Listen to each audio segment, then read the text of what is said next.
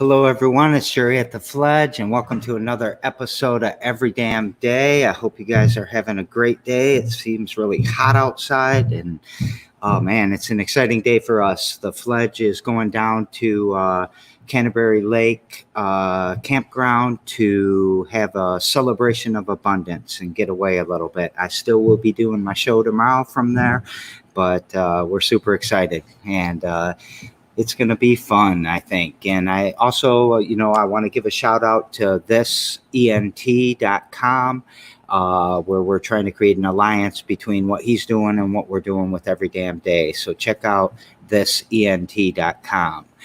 Today, I'm excited. I love this guy. I can't wait to talk to him. Can't wait for you guys. I know a lot of you already know who he is. Some of you don't. And this is a brilliant person. And I'm bringing them on. I set you up, man. They expect a lot from you now. Ooh, it's a lot to live up to, but I'm still alive, so here we go. Yeah, but so what you been doing today, Travis? Today, mostly, I have hung out with four-legged animals, and I smoked a little bit of marijuana, or a little cannabis, and then I came up here, and I sure wish that I would have taken some notes or prepped, but then at the same time, we've been prepping for our whole life, so. Yeah, you're ready for this, and I hope I'm ready for it, actually. So let's get into you a little bit. Where were you born and raised, and where'd you go to school, and how'd you get to where you're at? Sure. I was born in UP in the Upper Peninsula in Sault Ste. Marie. And hey, my mother was born in Sault Ste. Marie. Oh, no kidding. Yeah. Well, we were born in the same area then, it sounds like. I think I went to public school up there until about sixth grade, and then I was homeschooled sixth grade and through high school. I went to a private college in Florida for 1 year to a very fundamentalist Christian school. I went down there for history and ministerial seminar. I thought it'd be cool to practice law and then retire as like a preacher kind of situation. But when I ended up leaving that, I guess it was one of the main motivations was because, being a preacher ideally is to like serve your community and to have that type of a connection with people. And I didn't really think that it was necessarily prudent to go through all of the steps to be a part of the organization of it when, we can go to the Avenue and see people in our community that need that type of a service or support. I took a year of schooling or a semester of schooling at LSSU up to actually wearing the shirt today, which is awesome. I see that. That's so funny. I just wore it because it make the eyes look good, but I went to school there for a little while, but I dropped out in college, and I ended up dropped out of university to end up coming down here in 2006, like very beginning of June, I want to say. All right. Yeah. So, I had to check that it was the right person on the show. I never had any idea that you studied to be a minister and all of that. Are you ordained just for the hell of it, like one of the internet? One of the online ones? Yeah. No. I know that it's very easy to do that. And I've often talked about it, but for whatever reason, it's just never come to fruition. Yeah. So what are you doing now? Or what did you do once you came to Lansing? Like, what was your first job or something? Oh, geez. I mean, I worked like a lot of really low income kind of jobs. I worked in a lot of food service and stuff, especially like when I first moved here, it was like fast food, Taco Bell and Arby's and like that sort of thing. But I moved down here to like join a band that I was friends with a couple of guys were in. They wanted to start a band. And so I decided to come down and to sing and just to basically stretch my wig some and come go someplace where there's just a little bit different cultural options, because there's a lot going on in the Upper Peninsula, but a lot of it's a lot more, it's geared toward spending time in nature and doing a lot of one-on-one things or natural resources or hunting and that sort of thing. So, and I wanted to do music, and I love food too much to be too far away from these different creative individuals in the industry, What was the name of that band? All We've Heard. And not many people did hear it. Was it a boy band? No, it could have been. It's got a good name for that. No, it's like a 3-piece punk band that was all right. I don't know. I'm not sure if I even have any recordings around anymore. The music wasn't particularly good, but it was fun to play shows. Then I ended up in another band, Mr. Dead on Doomsday, for I think 7 years. That stemmed right off of that. And while I was in that band, I was in the Devil's Cut for about a year or so. And everyone's been in the Devil's Cut. I know. I almost didn't bring it up. If you live around here, how was the? Let's see. When I joined the band, though, I joined it right before the flurry of there being lots and lots of people in the band. It was a 3-piece, and then they had a 4-piece for a short period of time, and then they were done. And they switched from a strings band to having a drum set, and like I pretended to play drums for about a year. I remember Joe asked me, like, do you know anybody that plays drums that can come on short notice? I was like, dude, it's folk music. I can probably, You go, all right, point taken. Yeah, go ahead. So that's funny. He was on the show a couple of weeks ago. He's got a new fireworks thing happening. Yeah, I'm really excited for him for that. That's something that's always sort of been in his purview. And he's got the right mindset for that kind of thing, I think. Yeah.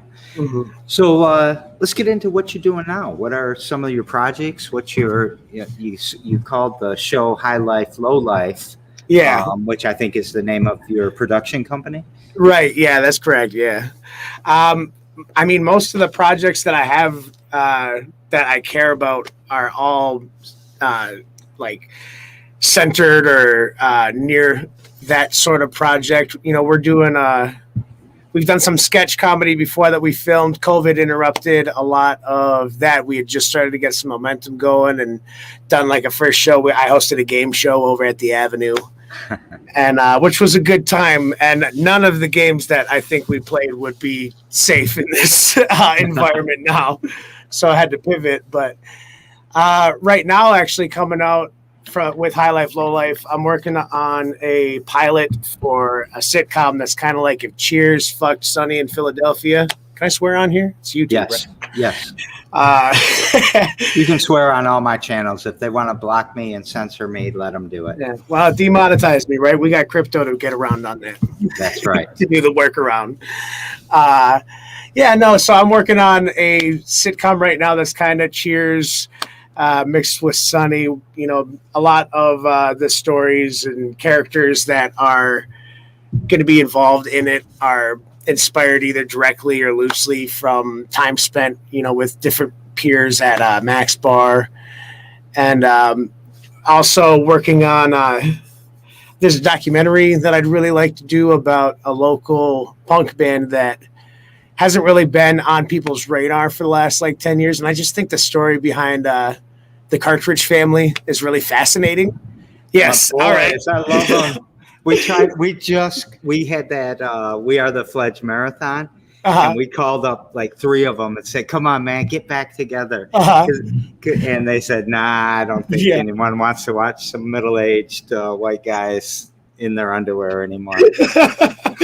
When I talked to a few different members of the band, I haven't gotten through all of them, and God knows if I could even find all the stunt monkeys that were in it, but they were like, this is probably the only project you could get all of us to do together. I think I got their dinosaur head around somewhere. Oh my God. Every person that I've called about them has had either your reaction that you just had or more of the other 80% of them were, I fucking hated those guys. So I'm really excited to put together that dichotomy and showcase that. I think that the story surrounding them and the lore is just very interesting. And especially for people that are locals, they could really appreciate a little bit of modern history that they may not necessarily been privy to. So 3 years in a row, they ended our skate park fundraiser. They were the last band to play. 3 years in a row, the police shut us down in the middle of them playing. That sounds right. I remember, I remember people being on bikes in the parking lot during the Fuck Verge Bonero show. I think that somebody had a broadsword and they're coming this one way, and then the other person on the other bike had a VCR they were swinging by the cord. And I was just like, this is the craziest jousting that I've ever seen. And also, I think it exemplifies white privilege too, because that's definitely not something that the township cops are going to roll by on if it's not a couple kids look like me. You know? Yeah, that's true. And didn't they sneak into a parade once, like hidden in an alley? And then, isn't that what got them banned from Lansing? I wouldn't be surprised. I have there's so much material to try and aggregate that I'm learning more and more stuff all the time. I've heard 3 different reasons why they were banned, but that's a pretty good one. I can't wait to watch this documentary. Oh my God, I can't wait to put it together. You need to make that happen, man. Yeah, for sure. When I was talking about it, my friend's like, well, how long do you think you'd take it? I was like, I think we might get an hour. And she's like, you think you're going to get an hour? I was like, dude, if you knew this band, like, I could probably just interview different members for an hour worth of watchable material.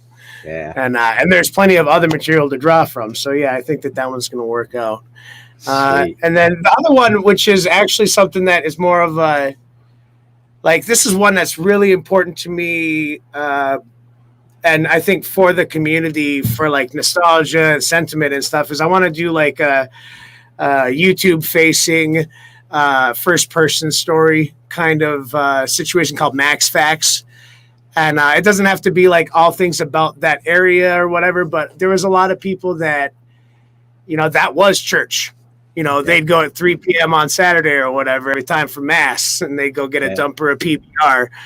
And I think that we've got a ton of stories about people that we've met there and things that have transpired there, and that they're worth cataloging just for the locals. Yeah. And then I figured I'd just shoot if you want, we could shoot them anonymous. So that way, if you have anything that's like really in the gray area, we can protect people's identities. The shady shit. Yeah. The real stories. Yes. That sounds awesome, and I think, those are 2 great documentaries. You need to do a bunch of documentaries if you get these ideas all over the place. Yeah, the Max Facts one, I think, is going to just be super easy and kind of cathartic in a lot of aspects. And the TCF one is going to take... there's a couple of classes that I got to take to learn my editing and improve some things so that way I can fit the bill on that. But I think that one writes itself too. I just have to show up at that point. The sitcom pilot, I don't know if sitcom's even accurate, but that whole thing, that's the one that's really taking any brain power because I have to organize a lot more things for that. Yeah. I think that'll be hilarious too. I love both those shows. I think, I still say you catch more flies with dead squirrels than honey. Yeah. That was a Woody line. Okay. Man, so I'm just looking over at what you said, what you wanted to talk about during the meeting, and you know, civil rights, labor movements, lack of progressive politicians, austerity is a cancer, all of this. Let's dive into it, man. Yes. I haven't had a good political civil rights conversation on the show in a few weeks, so get me riled up, man. Get me swearing. Oh man, it's I don't even know where to be. I don't know how to set the tone. I think that the only reason that any president we've ever had is on the top 50 list is because we don't have 51 presidents. You know what I mean? Like the only reason any of these guys are top 50, people that in politics that I have admired or whatever still have like crimes against humanity committed. FDR is one of the best presidents that we've had, at least for the working class and labor movements, and he was, part and parcel to the internment camps, with Japanese ancestry and everything, or with the Japanese Americans and everything.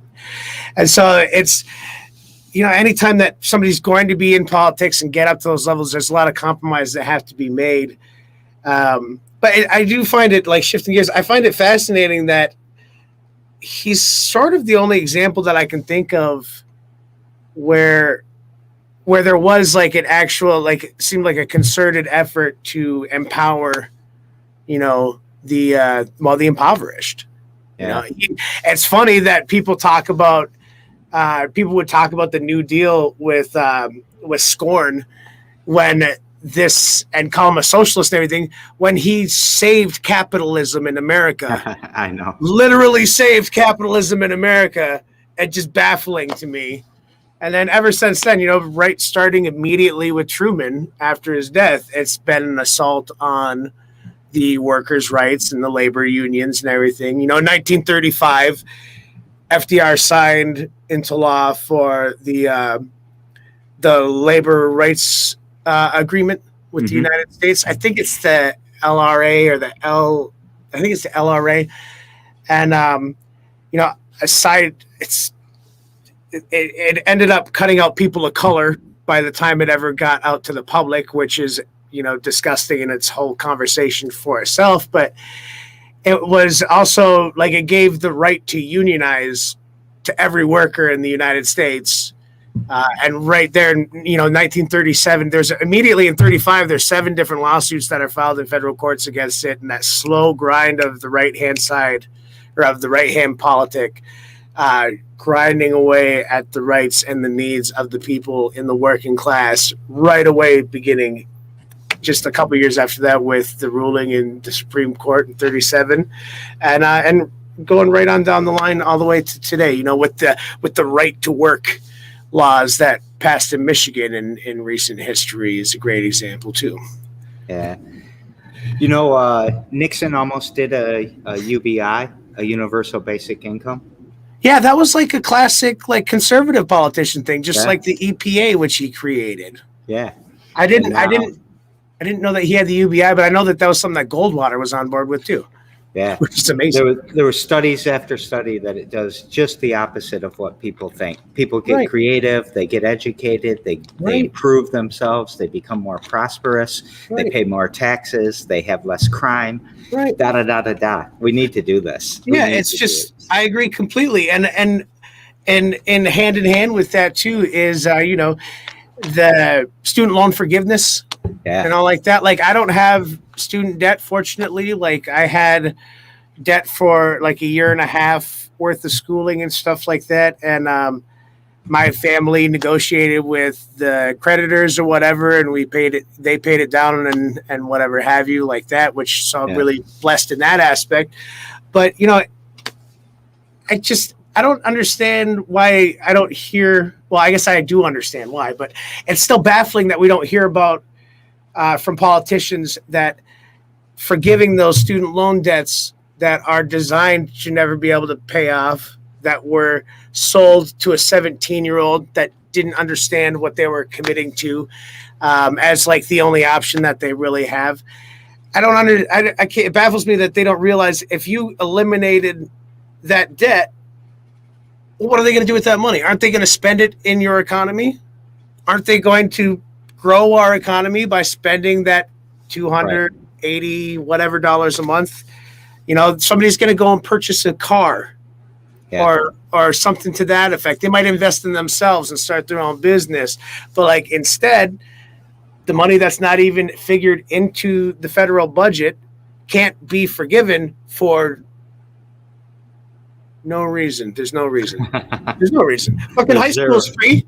There was never high school before they made high school, right? Right. And then they were able to design that for it to work for the public. So having university, at least for, if you want to, if it was incremental, at least for people who are residential to the area and everything like that. But truth be told, if somebody comes from another nation and they get educated here in a free university, and then we have a thriving economy where people are supported and encouraged to be innovative and apply themselves, well, why would they leave with their talent? Yeah.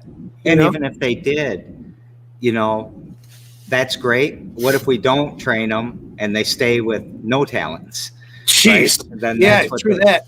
So, I think about this problem all the time, and I feel like we want to be surrounded. They want us to be surrounded, or want us all to be either enslaved with debt or ignorant, uneducated. Yeah, And I don't 100%. want to be surrounded by anybody who's, uneducated people. I want to educate. I want people to be strong around me. And Yeah. I'm just talking about probably the white boy problems right now. Well, You put oppression and racism on top of that. yeah. It gets worse and worse and worse. Yeah, and I mean, from my own experiences, I can only really speak to the white boy problems. But yeah, I mean, I think that you hit the nail on the head with that. Being ignorant isn't really the problem because we're all ignorant. It's choosing to remain ignorant. Oh It's yeah, not right. wanting to Yeah, grow. yeah. It's not wanting to have that pursuit. I have a lust and curiosity for information that is tiring and taxing on the people that are close to me in my personal life, frankly. I know that this time my roommate looked at me and goes, okay, keep it going. You're losing me, But again, thinking about the labor rights and everything too, one of the other things that absolutely pisses me off, and this is something that actually was used by Trump to galvanize a lot of the voters that could have gone either way. And when I heard him say this, I was like, shit, he's going to win. He called NAFTA the betrayal of the American public. Now, granted, Right. Yeah. Granted, that's a line from somebody else. I can't remember which pundit it is, but it's true. NAFTA, that whole compromise that happened there. I mean, that's another thing that stripped away the powers of unions, and it's what started to send these factories out of the states and started to destroy the middle class, or further undermine the middle class. Yeah. Yeah. Yeah. So, what are some of the things like you're doing?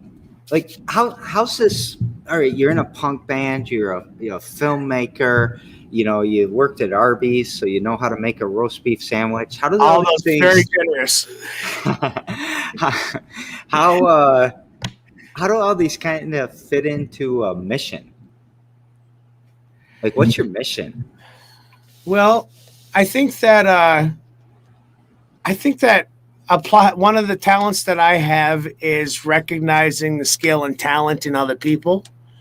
And so something that's sort of been an overarching part of my mission is to reinforce people with good reason and to introduce them to the people that they need to know to further strengthen their network and provide opportunity and prick that thought and that creativity there. So my overall mission now, I would say at this point, I guess, on a less personal, more public or whatever, or less private, more public way would certainly be to continue to cultivate that type of confidence and do confidence too, not undo in any stretch in those that I know and those that I become acquainted with. Yeah. That's I've been talking about talent and skills a lot. Actually, I'm going to tell a small story about my son. Okay, So go ahead. my son's 20. He'll be 20 on the 25th, and I want him to come on the show, but he won't come on it. So I'm just going to make this part of it. He dropped out of high school, right? When he was 16, he's like, Grand Ledge is racist as shit. I can't stand these teachers. I can't stand these kids. I mean, he left school almost every single day and came home pissed off over something like that. Sure. And then he just started educating himself, and he never went and got his GED or whatever, but he got a job at the Meyer warehouse, pretty tough job, and people hate it and all that, but he did well. And now he's working road construction. He's in a union, and he's just bragging about, oh, I learned some more skills today. So he can, he's forklift certified. He can jackhammer. He can do all of this stuff. And it just, he took a route, and he's making $26 an hour. He's going to make 70 or 80 grand this year. Yeah, rightfully so. Right. And that makes me feel so inspired that maybe things are changing. But then I flip over to the Chamber of Commerce saying, oh, everybody's being lazy because they're getting paid so much. Screw these workers. Get them back to work. I'm going nuts, man. Yeah. I'm sorry, but that is some bullshit right there. Yes. Because the people I know are spending their extra time being creative, being productive, getting things done, taking care of the maintenance of their house, raising their kids, all the great things that we say about this nation that we don't do. Yeah, agreed. And, I find it's such a bad faith argument to discuss unemployment insurance as like some kind of benefit somebody doesn't deserve, for one. And aside from even like that type of principled, like it's, if your industry is threatened by unemployment insurance, your industry's fucked up. You need to fix something. There's a problem there that does not stem from people having the unemployment insurance made available to them. And for that matter, it's not like it's easy for them to get it or to keep those benefits. If, it's like my heart is really burdened with what's happening in the restaurant industry right now, because there's so many like terrific creative people that work on both sides of the administrative line of that. We got people that are excellent chefs and that want to be in the kitchen, and we've got other ones that have been burned out from it because they can't make a living wage doing it. And then on top of that, with the discussion of making a living wage and everything like that, because of how perverse and mutated the service industry is, a local owner is subject to having to rely on the public to supplement the income of the people that are in there taking care of them. Right. It's such a I don't know, just a really frustrating situation. I don't have the answers for. Yeah, it's a tough one. Like, I want to go there and spend my money, no doubt about it. Like, that's where I'm going. We vote with our money in a lot of aspects. That's how I kind of think about it. And when it comes to local owners and people that are doing the work like that, I'm going there and I'm going to spend my money. I don't go to Applebee's anyway. Right. But God, it's such a sticky situation there. And that ties in, I think, kind of close with a lot of the discussions in the labor movement right now that kind of have to get figured out. Yeah.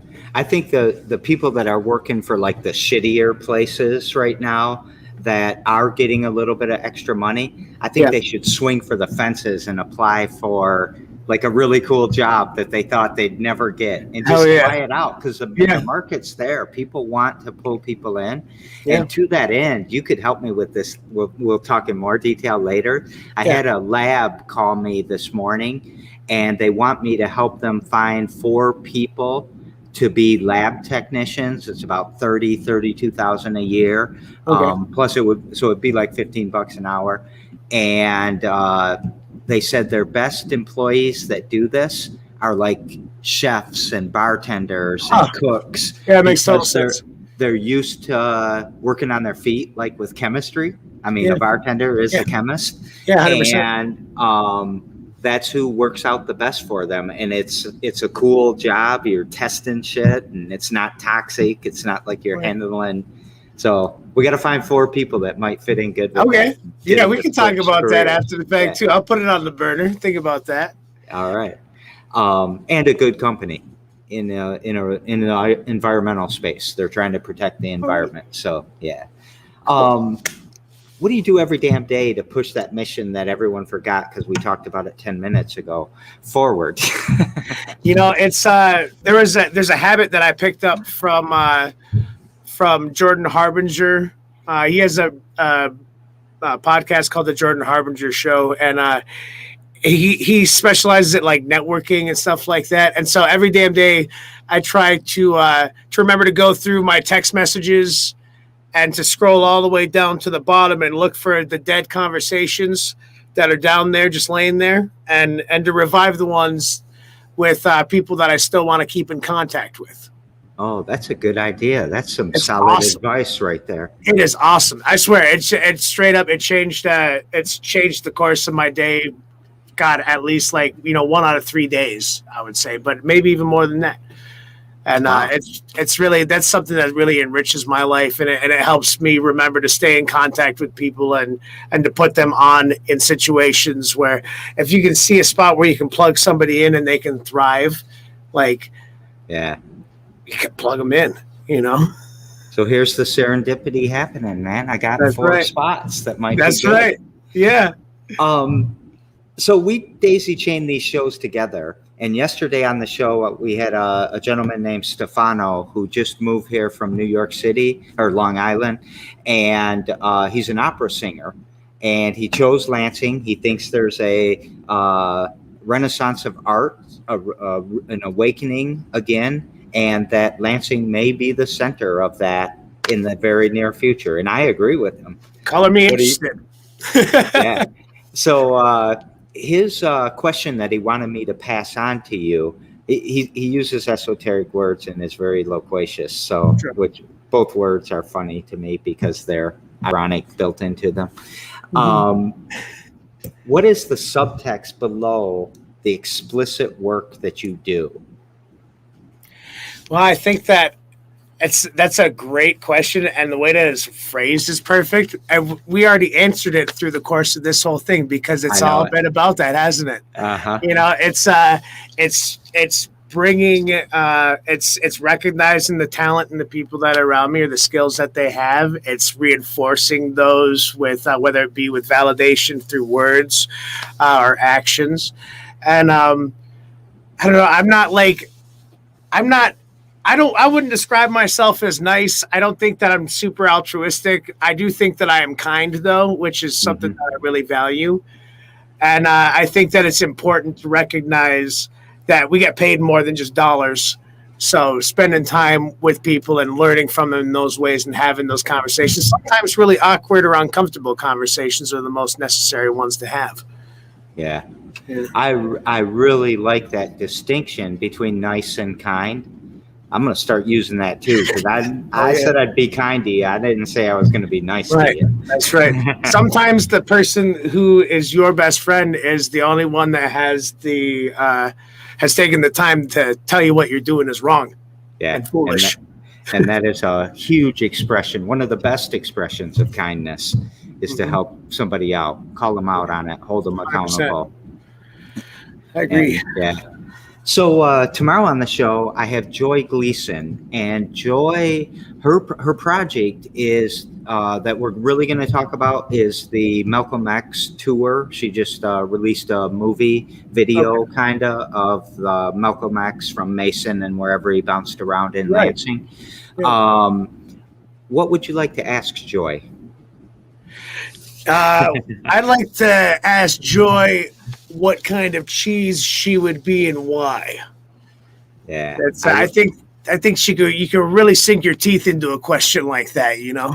And I always try to figure out what the response of the person's going to be when they hear that question tomorrow. Yeah. And I have no idea. I'm always wrong, by the way. I am always wrong. Yeah. I bet you had a good guess on what I was going to say when we came into it. I think so. Yeah. I mean, it was, It was written all over it. Yeah. Which, I mean, for me, I'd have to be a Gouda, you know? It's something I was going to ask you. I'd have to be a Gouda. It's one of those things that you can put on any sandwich. Sometimes it could be a little overwhelming, but maybe I'd be a blue cheese for that reason. But I'd say a Gouda. I feel like I can get around. I really enjoy the smokiness of it. It's still a little sweet, though. Yeah, I'm smoked Gouda right now until May 25th, and then I'm quitting smoking. And then I'll be regular Gouda. Okay. Well, by then I could be Havarti. Who knows?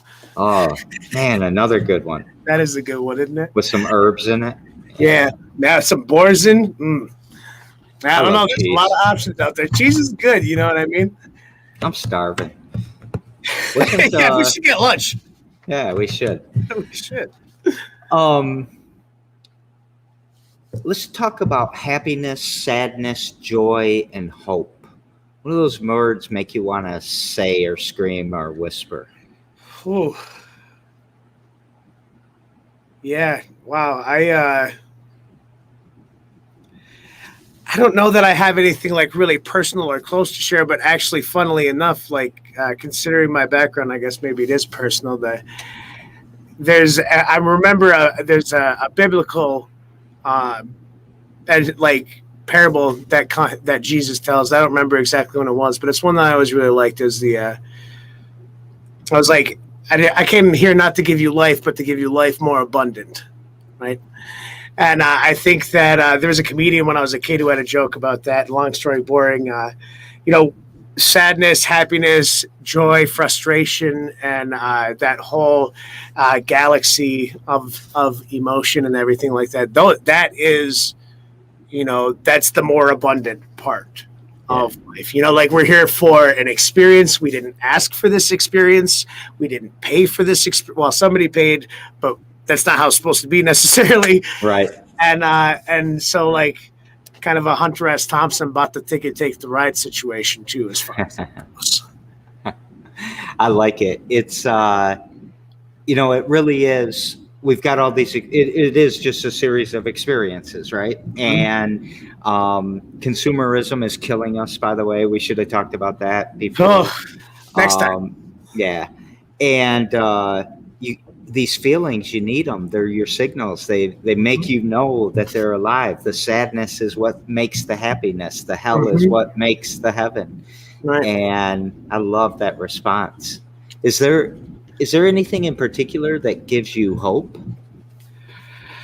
And hope for what? I never defined either. Hope for society, hope for yourself, right? Hope for...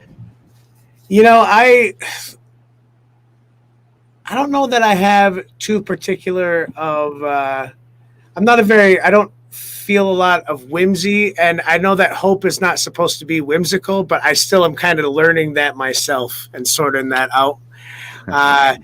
Something that gives me hope right now, though, is hope for like this summer and the immediate future to be spending time with friends and loved ones, to be creative together again, to share like the insight or our experiences that we've had in the world, tell a few jokes, and just to kind of have that whole experience that was so sorely lacking last summer.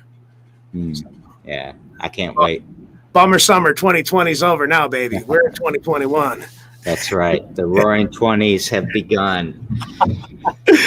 Geez, I hope that FDR shows up in the 30s then, because damn, we're due. Yeah. Maybe the Green New Deal is going to take that long. Hey. But it would be symbolic, wouldn't it? At least.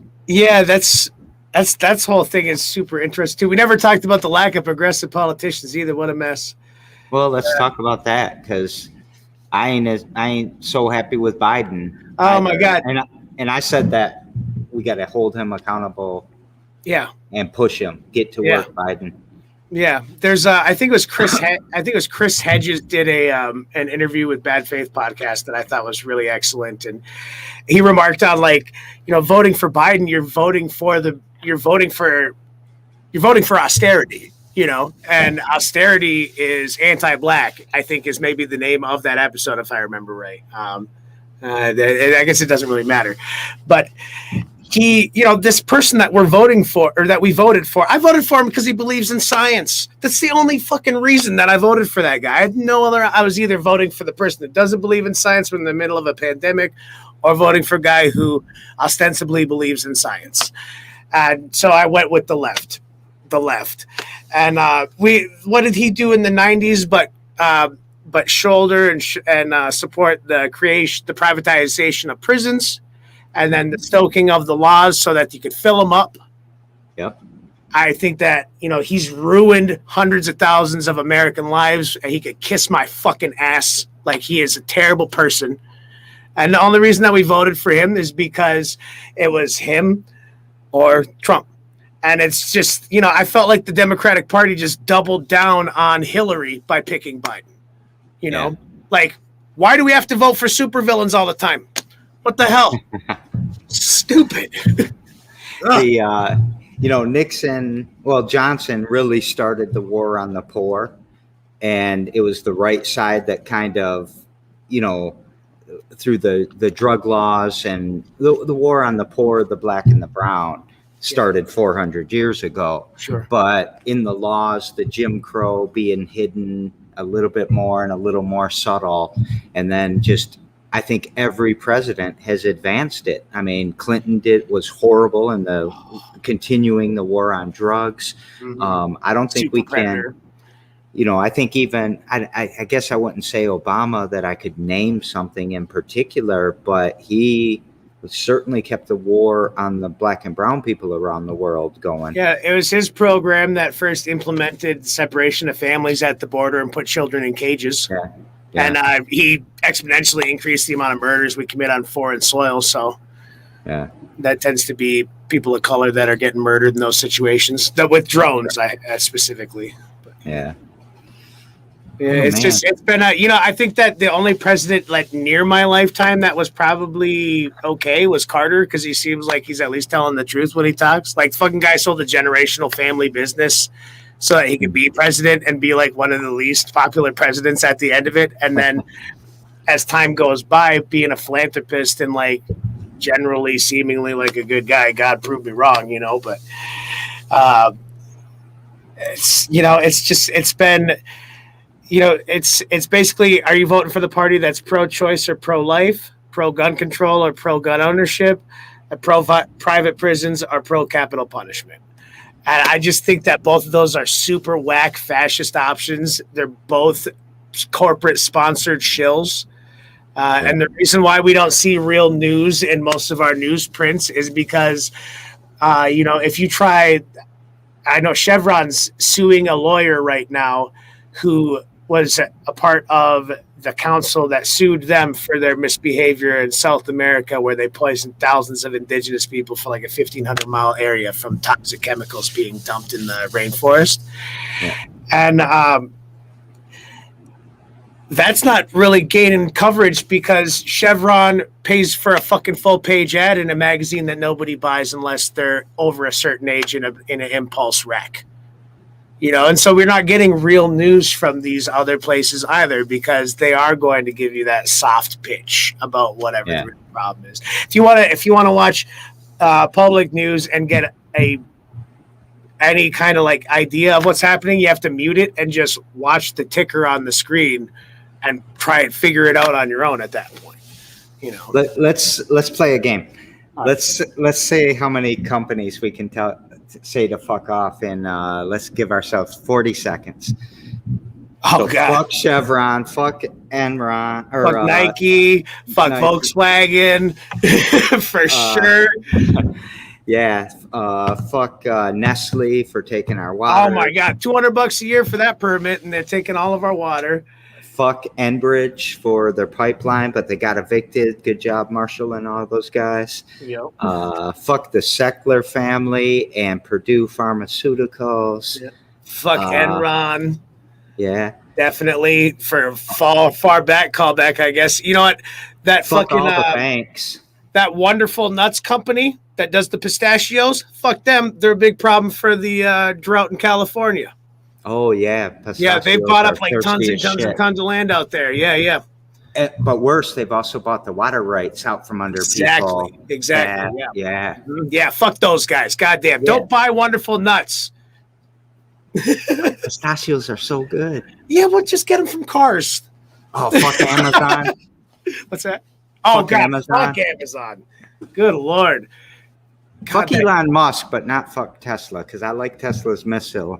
Yeah, but if I feel like if you're going to be an evil supervillain, you should at least do some cool shit with your money, and Elon fits that bill, I guess. Yeah.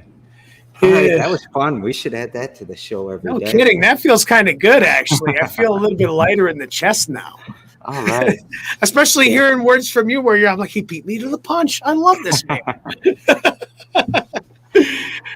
So, yeah, this has been great. Thank you so very much. I think for sure you stood up to whatever expectation I set in the beginning there. I think you are great. I'm gonna say goodbye to everybody myself, and then I'm gonna let you take us out. Okay. So today I'm gonna try to stay sincere and authentic in my take us out with something and let Travis in the show. So this is a little bit new. I'm fixing a mistake I made.